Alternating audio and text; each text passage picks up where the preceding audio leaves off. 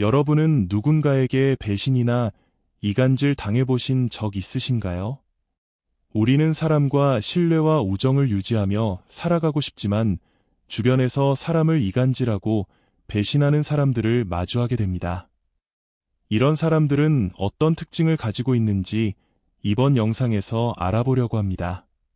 첫째, 본인의 이익을 최우선으로 한다. 이기적인 사람은 자신이 원하는 것을 얻기 위해서라면 타인을 희생시키는 것을 크게 개의치 않는다. 이간질과 배신은 이기적인 성향이 강한 사람들이 자신의 목적을 이루기 위해 자주 사용하는 방법이다.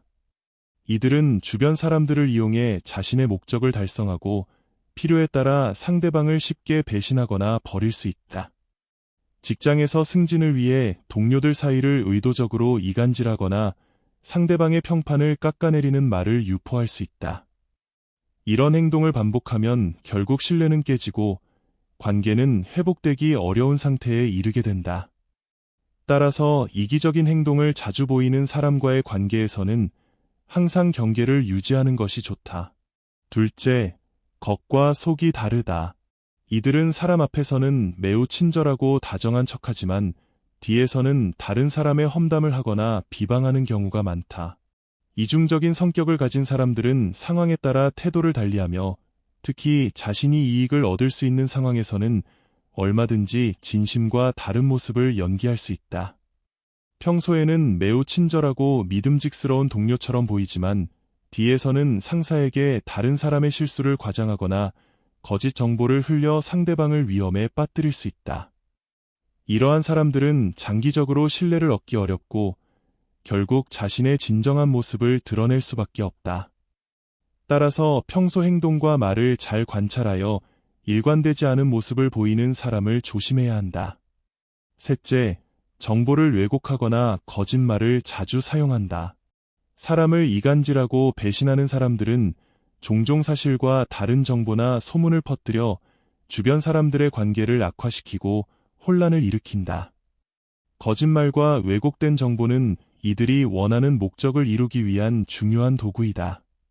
예를 들어 친구 관계에서 두 사람 사이를 갈라놓기 위해 상대방이 하지도 않은 말을 지어내어 전달하거나 사실을 과장하고 예곡하여 오해를 유발할 수 있다. 이들의 거짓말은 처음에는 쉽게 눈치채기 어렵지만 시간이 지나면 일관성이 없고 모순된 점들이 드러나기 마련이다. 따라서 정보의 출처를 분명히 하고 사실을 확인하는 습관을 길러 이들의 거짓말에 쉽게 속지 않도록 주의하는 것이 중요하다. 넷째, 공감 능력과 타인을 존중하는 태도가 부족하다. 사람을 이간질하고 배신하는 사람들은 타인의 감정이나 상황에 공감하지 못하거나 아예 무시하는 경향이 있다. 이들은 자신이 일으키는 문제와 갈등으로 인해 타인이 얼마나 큰 상처를 받을지에 대해 신경 쓰지 않는다.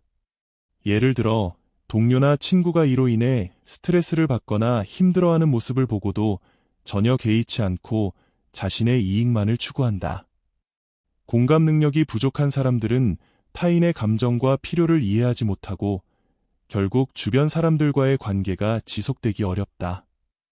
따라서 주변에서 타인의 감정이나 상황을 무시하고 무례한 태도를 자주 보이는 사람에게서는 거리를 두고 신중히 관계를 유지하는 것이 필요하다.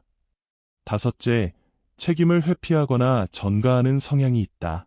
자신이 이간질이나 배신과 같은 문제를 일으킨 경우에도 이들은 잘못을 인정하지 않고 다른 사람에게 책임을 돌리는 경향이 크다. 문제가 발생했을 때 솔직하게 잘못을 인정하고 해결책을 찾기보다 오히려 남을 비난하고 상황을 더욱 악화시킨다. 예를 들어 자신이 퍼뜨린 소문이나 거짓말로 인해 갈등이 발생했을 때 이를 인정하지 않고 오히려 다른 사람의 잘못으로 돌리며 회피하는 모습을 보일 수 있다. 책임을 회피하고 전가하는 사람은 장기적으로 신뢰할 수 없고 조직이나 집단 내에서 갈등과 혼란을 일으키는 주요 원인이 된다. 결론적으로 사람을 이간질하고 배신하는 사람들의 이러한 특징들을 잘 이해하고 미리 인지하는 것이 중요한 것 같습니다. 이러한 사람들에게 지나치게 의존하거나 믿음을 주면 결국 본인만 피해를 보게 됩니다. 신중하고 객관적인 시선으로 주변 사람들의 성격과 행동을 관찰하며 이들과 적절한 거리를 유지하고 자신의 정서와 관계를 보호하는 것이 현명한 삶의 전략입니다. 여러분은 어떻게 생각하세요? 소중한 의견을 댓글로 남겨주세요.